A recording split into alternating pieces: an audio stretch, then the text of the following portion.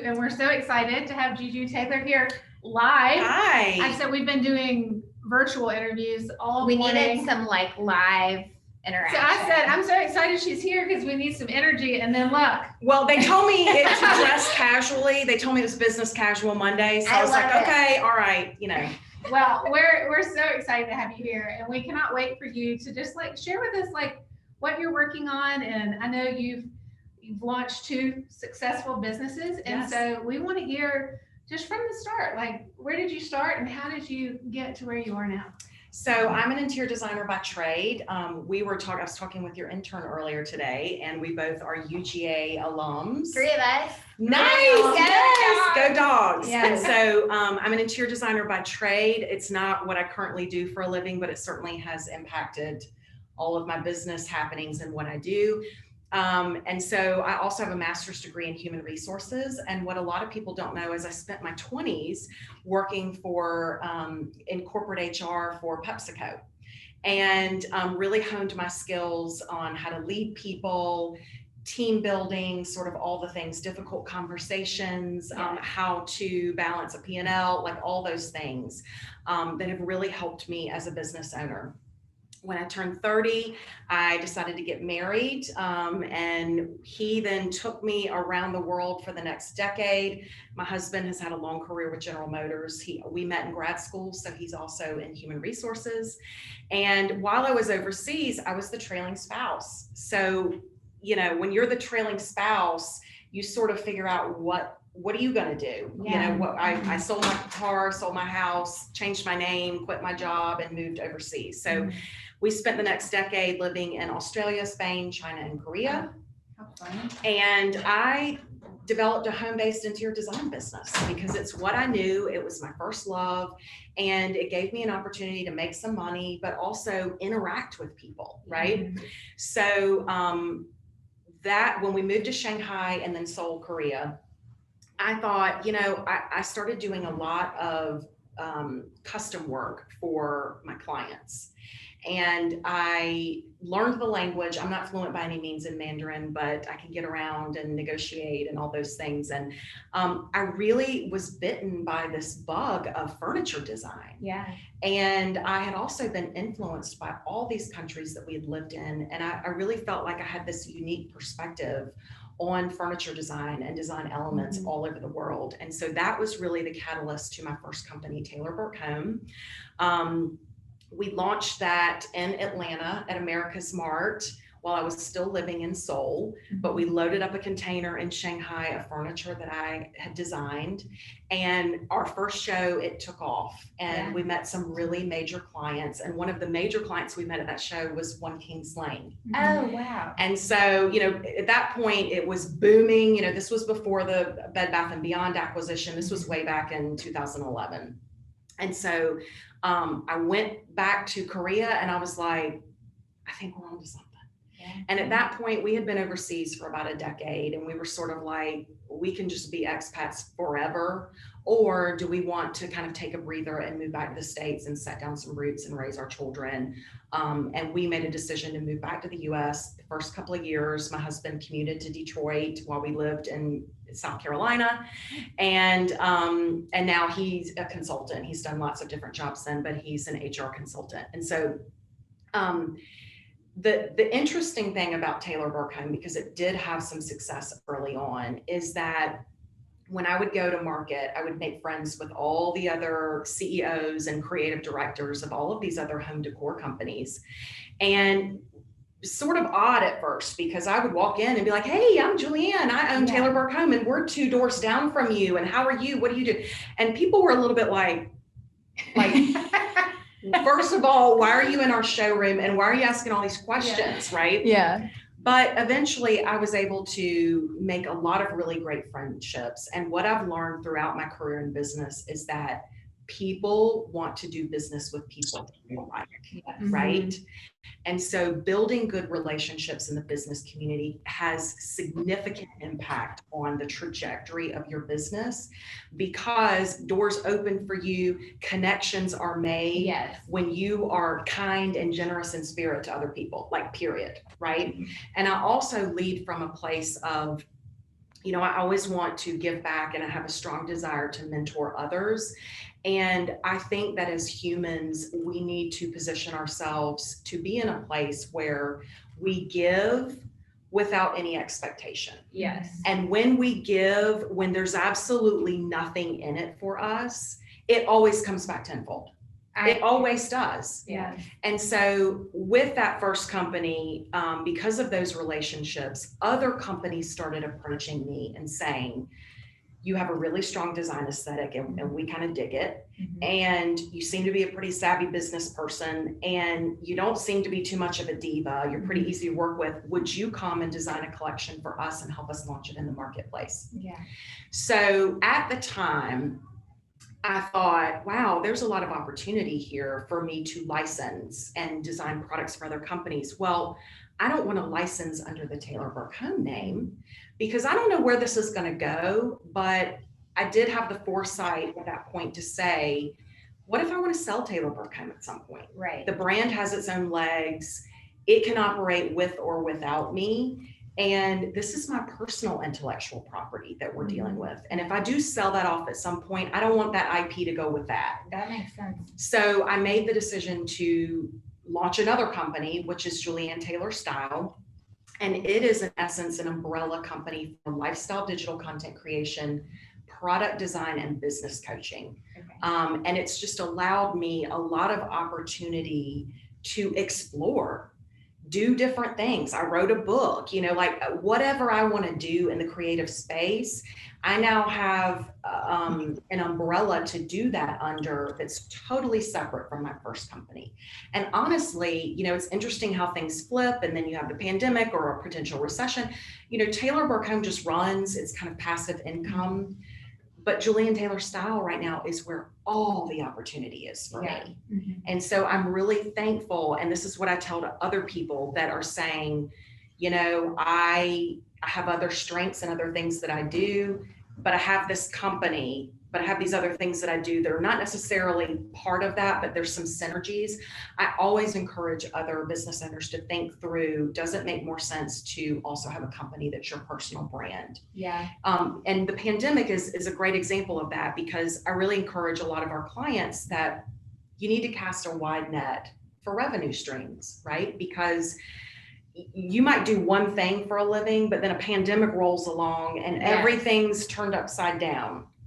And so for me, for example, last year, when the pandemic hit, I operate in the content creation and influencer space. Mm-hmm. So I create digital content for other brands.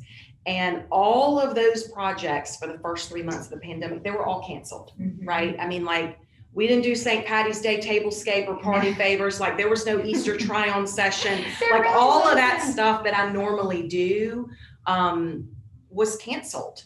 Now, if I only did content creation in the influencer space for a living, and that's all I did, I would have taken a huge hit in my business for those 3 months.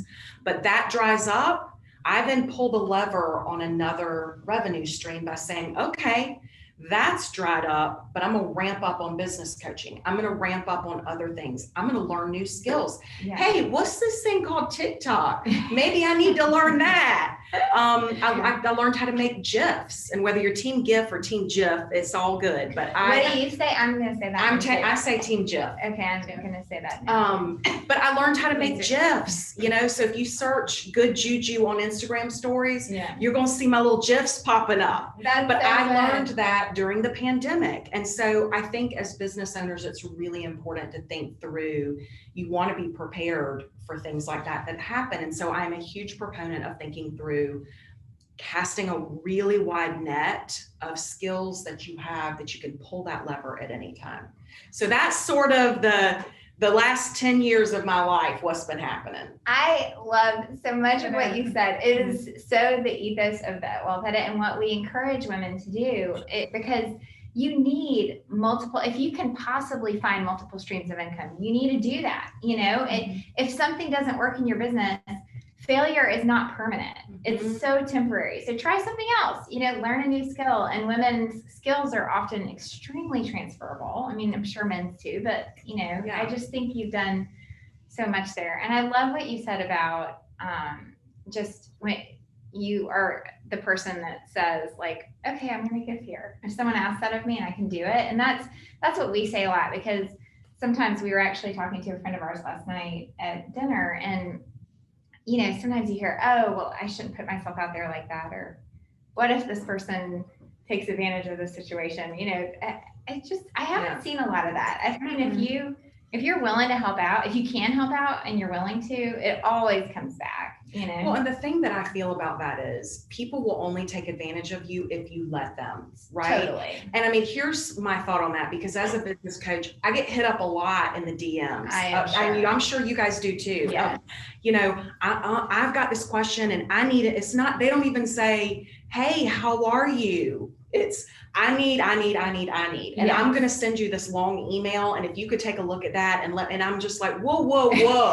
And so, but my thought is, if it's something I can answer in less than 5 minutes, or I have a free template or something I can offer to them to give them a resource, I do it. Yeah. But when it's something where you're asking me to go spend a lot of time, or there's a lot of detail here, and I ask them to book a session, and I don't feel guilty about that, but I'm like, coming to me, I charge for that. Yeah. So I don't knock anybody that's trying to get free information. Like we have Google, right? Like everybody's interested in free information, but I think you have to be respectful of your own time and your worth. Yes. And so I always say, like, nobody's going to take advantage of you unless you let them. Yeah.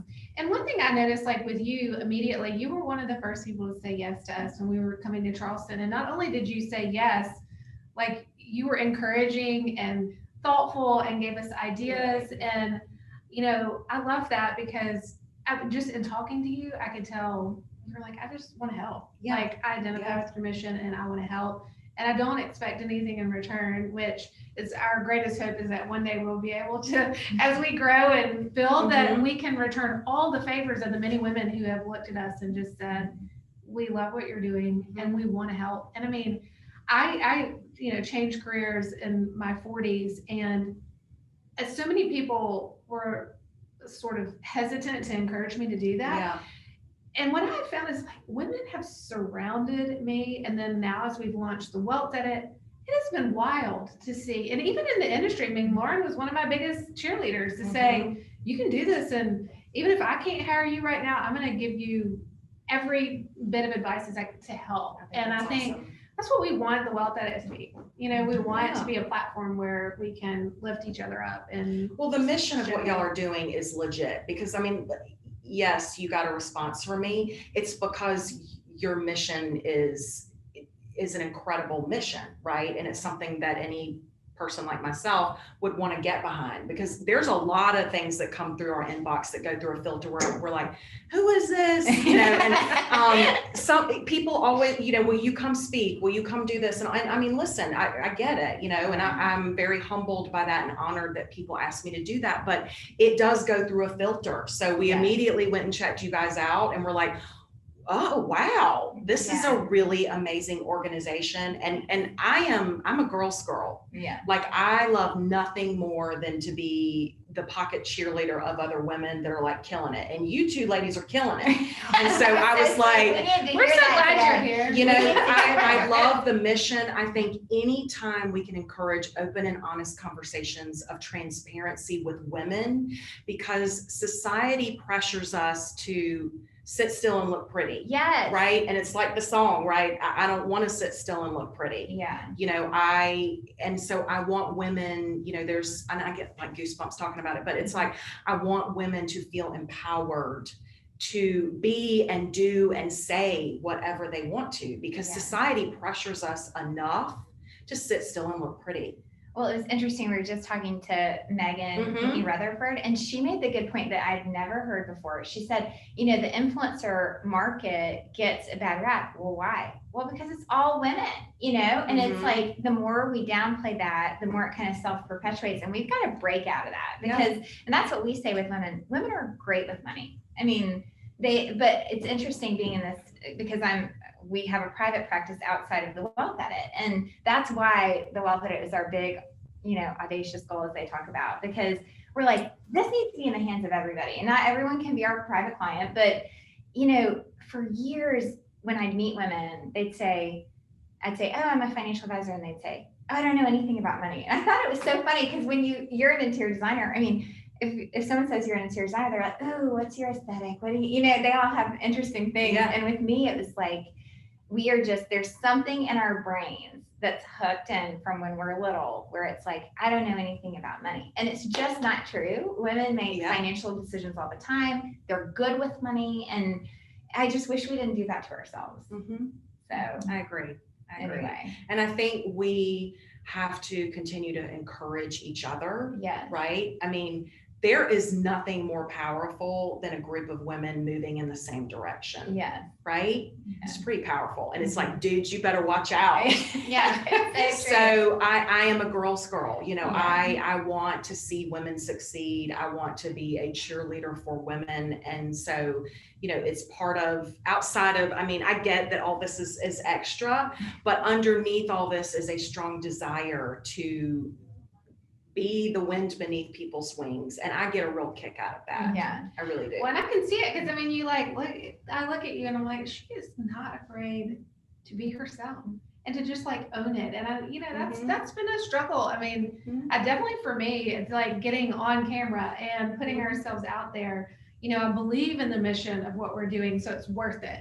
But it's really hard because you just feel like for so long, it's just been like, stay quiet and like, you know, and then you're like, no, people need to know this. They need to hear these women's stories. They need to have a community to support them when and if they find themselves in a position where they're having to do it on their own all of a sudden. You know, I mean, we always say it's not too late for a do-over. And there's a lot of women that maybe this isn't on their radar right now, but one day it very well probably will be. As we say, it's like 95% of women will be head of household at some point in their lives for financial reasons. I mean, like, you're just like, wow. I mean, this is a real thing, but also just to like in raising our children and encouraging our friends and, you know, creating a social platform where we're, you know, it's just really neat. So like, I know that for me, you know, the women that were with me and encouraging me to like go out there meant the world. So when you were, I guess you were in Seoul, or where were you when you decided to launch? Sort of Shanghai, Seoul, that period, yeah. So there you are, and you're like, I have this idea for this furniture business, which that's a big jump. That's a big leap. There's not many people doing that. Like, how did you, like, who was encouraging you along the way and saying like, you can do this?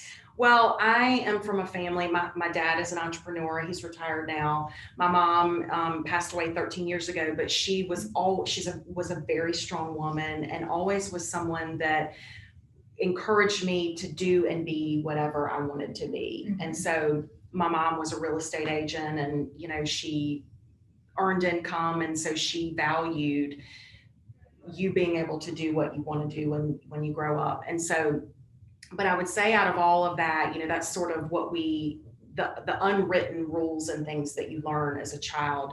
My biggest supporter has been my husband, Chris. And something that he said to me early on that I will never forget, you know, I mean, for Taylor Burke-Home, we bootstrapped that company. Yeah. And so we used his executive bonus one year to bootstrap that company. And I mean, I was like, you know, I was so scared, right? I was so fearful because I thought, what if this is a failure and we lose it all? And he looked at me one day and he said, I would rather you do that, risk it and lose it all than to never try. And, you know, I mean, incredible. And he meant that. He was like, I would rather risk all of this than to be 80 years old someday and look back and be like, I wonder what if. Yeah. And so he was the biggest, I think, inspiration in my life to sort of give me permission to risk and try and do something that was a dream of mine. And so, I mean, we could have lost it all. Yeah. And it was a lot of money to lose at that time. But I think, you know, I tell other clients of mine and other people that are entrepreneurs, I'm like, it's really important that you have a partner that's supportive of what you're doing, you know, whoever that is in your life, your circle. And this is a little bit about mindset, but I think it's so important that, you know, you've heard the saying that like your mindset is the sum of the 5 closest people to you, right? And so I've never heard that. I haven't, but I'm well, you've heard the it rest now. of the You've day. heard it now. I know, like the rest of the day I'm gonna And think about it. so I think that who's in your circle is really important, because if they are a bunch of, I'm never going to do this, or they're not pursuing their dreams, or they have low self-confidence and they're telling you, you can't do it. No, don't try that. But guess what? You're never going to try anything. Yeah. But I tell people, I'm like, if you're an entrepreneur, you want to open your own business, you're shooting for the stars, you better surround yourself with people that are doing the same. Yes. Because they are going to be the wind beneath your wings on the days when you feel like, I can't do it. On the days where you feel like you're not good enough and you're never going to make it, they are going to swoop in and be the wind beneath your wings. And so I think it's so important that you surround yourself with people that are going to lift you up. And the other thing about that is, I think it's really important, especially as women, what we say to ourselves when we wake up. And I'm not really talking about so much morning routines, which I think are very important. I'm really talking about what is the first thing you say to yourself when your eyes pop open. Yeah. Because, and I even made a TikTok about this, but if it starts with like woulda, shoulda, coulda, Yeah. that is not forgiving, life-giving, affirming, any of those things to you.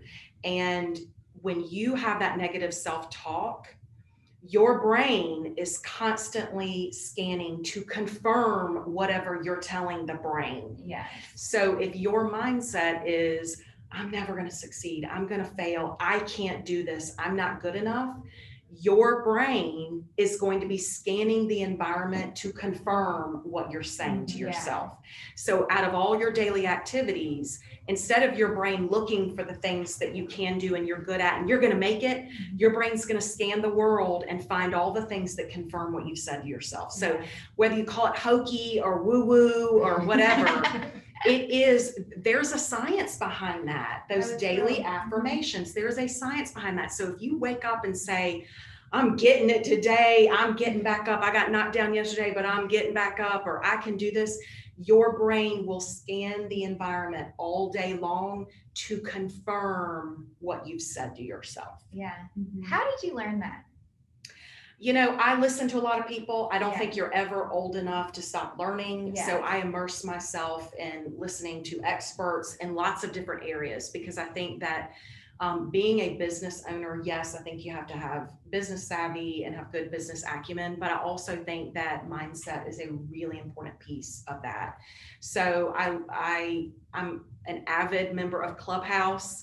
And so I hop on there to listen to other people talking about mindset. I've learned over the years, but and I'm in therapy. Like, listen, we all have baggage that we carry. Yes. My story is not all rainbows and sequins, right? Like, there's a lot of baggage and pain that I carry around too, but I'm also smart enough to know that I can't move forward in life until I deal with that baggage. Yeah. And as hard as it is, Juju's doing the work. Yeah. You got to do the work to deal with your baggage if you want to move forward. I love that. And I love that. It's such a good encouragement for all of us. And I mean, we were talking about this earlier. My sweet child probably doesn't want me talking about this, but having lost a parent and, we've done a lot of counseling, a lot of it. And, I just did that from the beginning with them, just said, this is what you do when you lose a parent, it's not weird, but, and it is, what you do. And so, but that self-talk has just been a consistent theme throughout all of our counseling, whether it was for me as the mother or for my child who was struggling with math. The first counselor made her bring some index cards, and on there she was really struggling with math. We weren't sure we were going to make it, and it was she's like, all right, Camille, pull out your cards. It was like, I'm good with math. I love when I go to math. Math is fun. I mean, math is excellent. Yeah. I mean, and we were on the floor laughing so hard that she even had to write that. She was like, Mom. And I was like, so then they said, now take those cards out. And every time before you start homework, y'all are going to do this together. It worked. It was the strangest thing, because you're like, how can this work? But it was just creating a mindset. Even if you didn't even, at that time, she didn't even believe it. now she's consistently making A's in math, but like, it was a real thing. And, but I've seen it now. We play it out in a lot of different areas of our lives. Like, and I do it, I don't write it on the index card, maybe I should, but you know, we implement that, and it's real, and it's very effective, and it is scientifically proven to work. So, well, and that's the piece that I think as a society we miss a lot, right? Yeah. Because you hear all this talk about you should do daily affirmations, buy this daily affirmation book. Everybody needs to do daily, but what a lot of people don't hear is that there is a science behind it. Right. There is a reason why, and it's because of what the brain does with that information. And so if it encourages anybody, I hope that it does today, but it's super, super important. Well, tell us, you kind of said already, and it's our favorite question, why you said yes to the Wealth Edit, and we are so grateful for you. But how can we find you? How can people engage with you? What's the best way? Well, the best way to find me is on Instagram or TikTok or Clubhouse. But if you go to Instagram, my handle is Julianne Taylor Style. That's also the website address for me. But if you go to my Instagram and click the link, there are all sorts of ways you can connect with me, whether it's product design, business coaching, you know, all the things that I do. You'll be routed to different places you can connect with me. Well, Charleston has been something that we've been so excited about, and you've just given us an IV of happiness that we needed for the rest of the day. Yay! So thank you Yay! so much. That's some good juju. I love it. Thank All right. you. Thank you.